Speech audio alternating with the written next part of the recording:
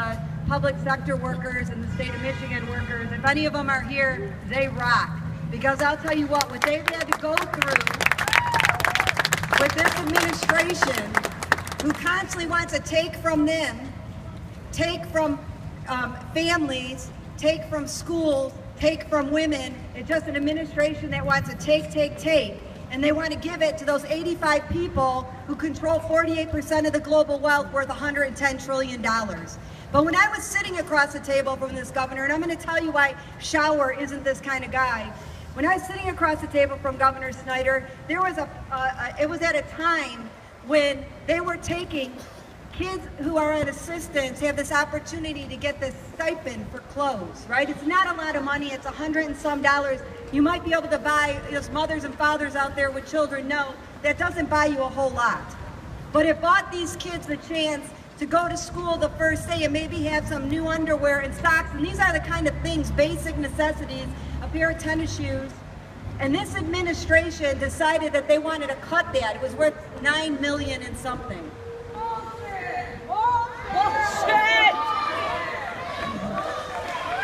Bullshit! But listen. Bullshit! Bullshit! Bullshit! See, I swore too much over there. I started this. But let me tell you what happened during that time. The state workers, 17,000 of them in 5 different unions, not just UAW, 5 unions were sitting at the table. And those workers found a savings from prescription drugs because the state that is constantly trying to cost shift to workers forgot to go out and rebid their drug costs. And we showed them, well, maybe if you rebid it every year, you could save money. Well, we showed them how they could save millions of dollars on something that they should have done anyway. But instead of those workers saying, we want that money, they said across the table, you know what, instead of us taking those savings back, we would like you to refund this back to school program. And you know what this administration said? No. Instead they set it up so that kids now can go to used clothing stores with that stipend because they didn't want kids to have new clothes. They got bullshit! Administration. The other, you read article after article of our president, Bob King from the UAW, who's now retired, that he started the whole Proposition 2. I was in every meeting with Bob King during that time because of the state workers. And every single time that we asked him if he was going to not support right to work, he would tell us he didn't know. He could not give us the answer. The same way when you ask him if he supports gay marriage, what does he say? I'm going to let the law decide. So does he have an opinion? No. And it was the same thing he was saying to us. He would not commit. And I say that we don't need someone in this office that's not going to commit to working families. We don't need someone in this office that's not going to commit to our children.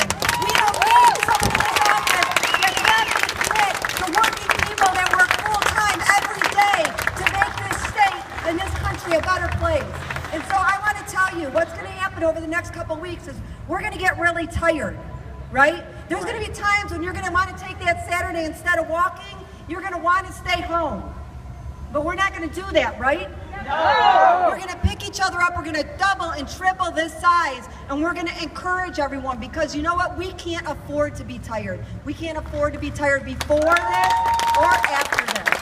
And so I want you to remember when you're sleeping in the morning, you think about all of the women and men that we need to get elected that wouldn't have cut that $9 million for kids to have some clothes, some new clothes and some dignity. I want you to think about the kids out there who are going to school without the proper books, without enough teachers. Teachers. My kid goes to school with 32 other kids and 1 teacher.